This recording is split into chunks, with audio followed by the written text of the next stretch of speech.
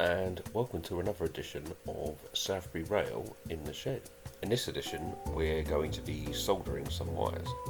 To begin the process of soldering wires, you first of all clasp your wires to the alligator clips on your helping hands. You then take a bit of solder paste. You then rub the solder paste on the ends of your wires, not too much but just enough so that you can keep the internal wires together when soldering them.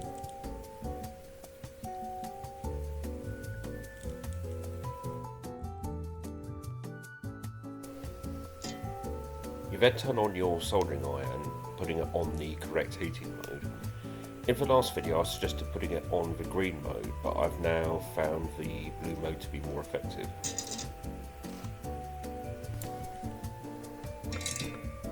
Once your soldering iron has heated up, you then clean the tip of it in your brass sponge to wipe off any excess wire from your last session.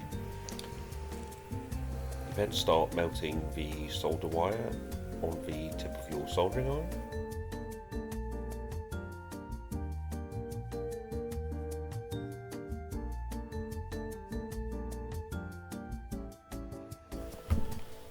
Once you've melted enough solder wire, you then spread it on the ends of your electrical wires.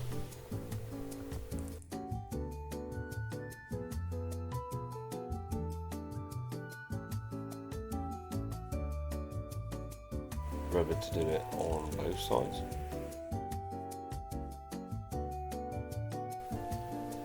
These are called jumper wires, by the way, male ones to be precise.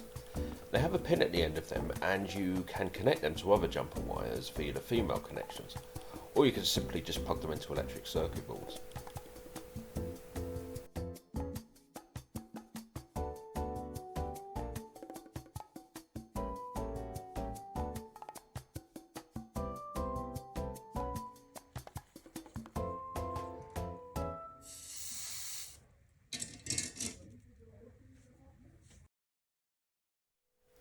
And there you are, soldered jumper wire ends. As you can see here, I've got a 00 gauge street light. This light has two wires, which are of course red and black. If you've watched the previous soldering video, you'll know that the black wire is negative and the red wire is positive. What I've done here is soldered a resistor to the red wire. I'll be talking more about resistors in the next soldering video. The thing here is that the red wire is now, technically speaking, longer than the black wire. So if you were to put these wires into your circuit board or connectors as they are now, they look a bit of a mess. Also, the black wire is very narrow and thin, and it could easily snap when you're screwing it into the circuit board or clasping it into a connector. Because of this, what I'm going to do is add an extension to the black wire. I'll just do the repeater thing here now and show you one that I made earlier or a while ago. Okay, yeah, as you can see, I've added some extra wire to the black wire, and that's what I mean by an extension. And so yeah, this is what we're going to do now. Now, as you can see, the conductor is about 6 centimeters. So yeah, I'll just lay out some black wire and measure it on here. Oh, yeah, that's about right.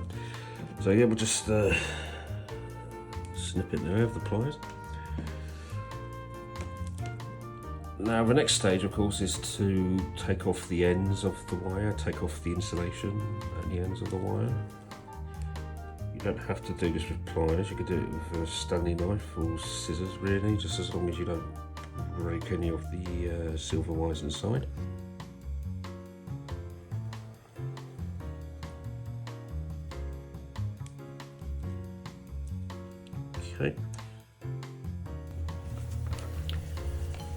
Okay, I'm now attaching the street light and extension wire to the helping hands, making sure they're placed together.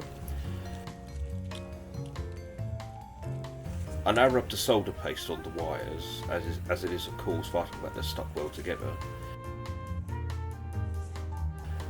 I now take the soldering iron, melt the solder iron off the tip and then rub it along the wires to make a connection.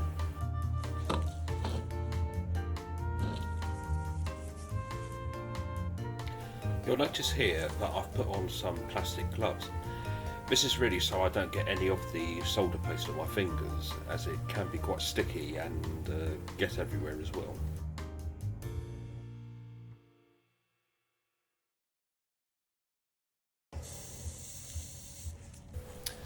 Make sure you rub any excess solder paste off the wires with a cloth. Make sure also that there's a tight connection between the wires. I've now got some heat shrink, which I'm measuring against a wire connection. I need maybe a couple of centimetres. I'm now detaching the street light and the wires from the helping hands so I can slide the heat shrink onto the soldered connection. I can now see that the length of the heat shrink I've cut off more than covers it. I now reattach the wires to the helping hands. I'm doing this so when melting the heat shrink with the lighter, I can do it without it being too fiddly. Okay, so that's melted, so we should now have a solid connection. Don't forget also to solder the end of the black wire so that the internal wires don't get muddled in the circuit board or connector.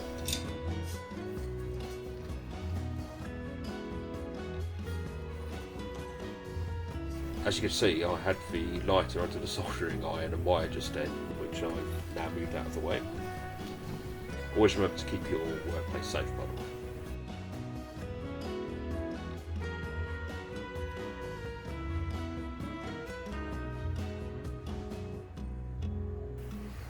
Now we're done, let's go up to the attic and try it all out.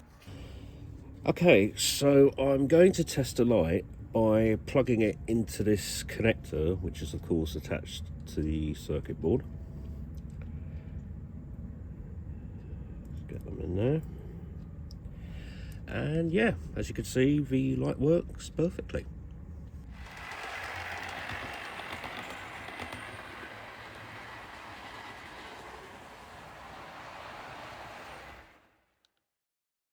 Okay, thanks very much to you all for watching, and see you again soon.